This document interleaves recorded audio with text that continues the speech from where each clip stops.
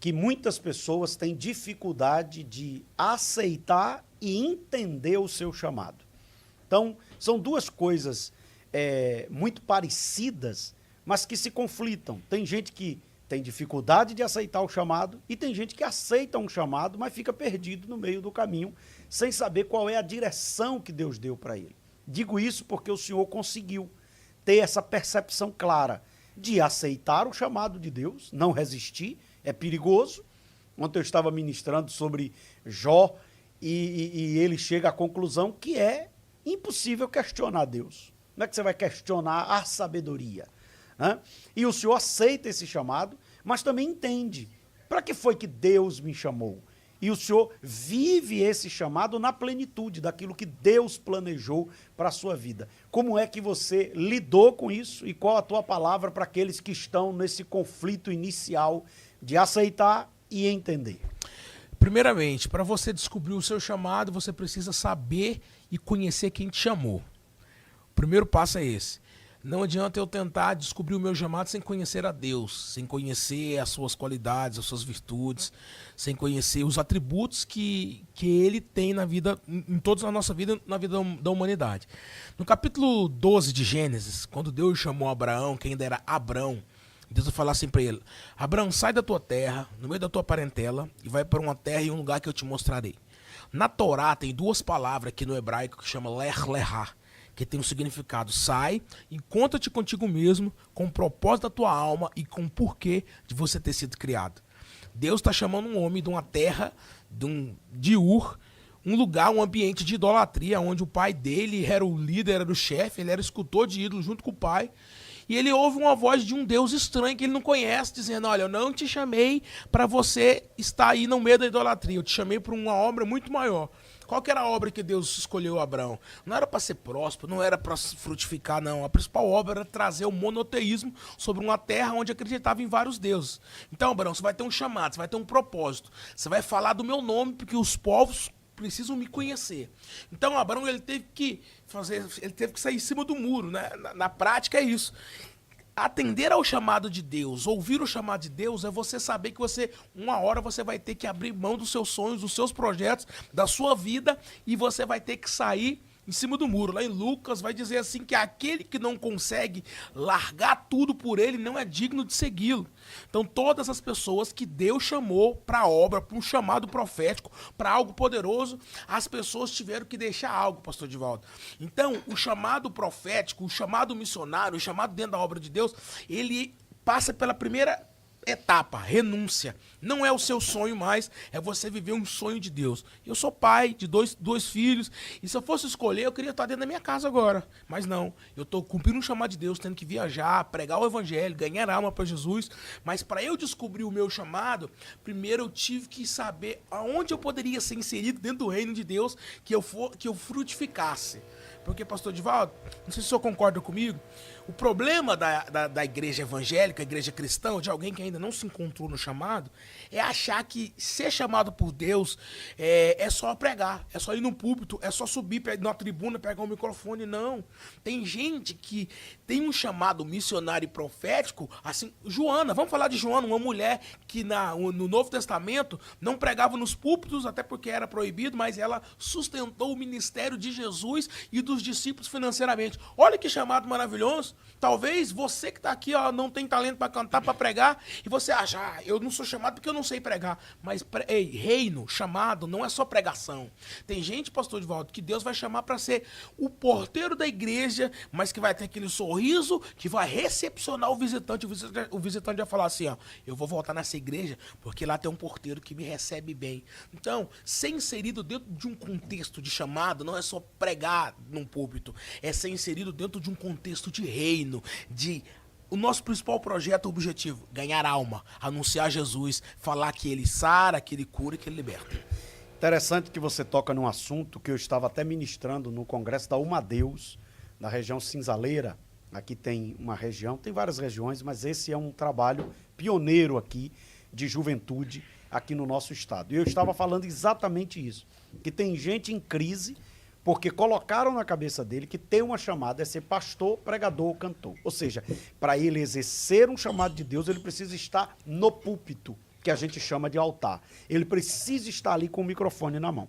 Isso tem atrofiado pessoas que poderia estar sendo útil na vocação que recebeu. Isso está fazendo pessoas se frustrarem, porque eles deixam de ser o que Deus quer para ser o que as pessoas acham que ele deveria. E isso tem prejudicado a igreja.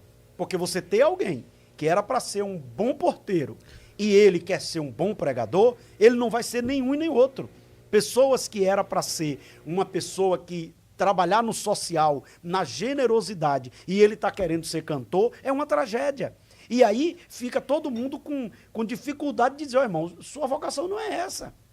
Porque não é fácil. É muito forte. Tem que chegar para alguém e dizer assim, amado, o senhor não foi chamado para isso. Vamos tentar descobrir para onde foi que Deus te chamou. E aí eu emendo a pergunta ao seguinte, o senhor, como foi essa descoberta? Porque você tem um ministério, você é escritor, você é pastor e você é um cantor. Hoje, o ministério que você mais tem escancarado as portas através da música, e você consegue conciliar isso. Teve alguma crise, teve alguma dificuldade que você teve que enfrentar para poder... Não, é para isso que Deus me chamou, eu não preciso entrar na caixinha de ninguém para poder ser reconhecido, porque eu já fui chamado pelo céu. Como é que você lidou com isso? Porque pode ter muita gente achando que para ser ele tem que entrar na caixinha de pessoas que às vezes não faz nada, mas tem uma caixinha para botar os outros.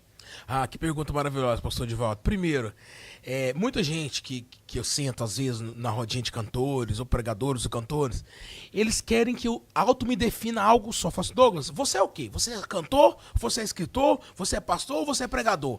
Porque todas as coisas não dá pra você fazer. Você deveria estar bem mais longe musicalmente, porque eu sou um cantor que me tornei escritor, pregador. Isso foi vindo depois, mas meu primeiro ofício, eu sou um cantor, ministro de louvor. Então, entrar dentro da caixinha, às vezes, é isso. Se eu me tornar e deixar só aquilo que as pessoas querem que eu seja, que é só um cantor, né? Douglas, se dedique mais só na música. Apesar, irmão, que é o meu primeiro ministério, a música, eu deixaria de cumprir algo que é o mais poderoso dentro daquilo que o Senhor me chamou. Há 17 anos eu ajudo pessoas a se libertarem do suicídio. São mais de 100 mil almas libertas em todo o território nacional, Estados Unidos, Europa, outros países. Então, se eu fosse ouvir alguém e ficasse dentro daquela caixinha, eu seria apenas um cantor. Mas o meu propósito não é só cantar. Cantar é algo que Deus colocou dentro da minha vida na primeira etapa. E depois Deus falou para mim, agora você vai estudar.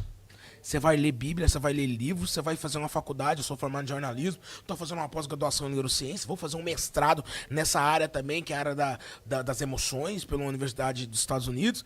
Então, o que eu fiz? Eu conciliei tudo isso e Deus me deu o privilégio de fazer tudo isso muito bem. Mas isso não é só Deus que te deu um dom, não. Tem que ter dedicação, tem que ter renúncia, tem que buscar conhecimento. E no momento onde eu achei que a crise ia chegar até em mim, Deus falou comigo, filho, faça aquilo que eu te chamei para fazer e não importa o que as pessoas vão dizer.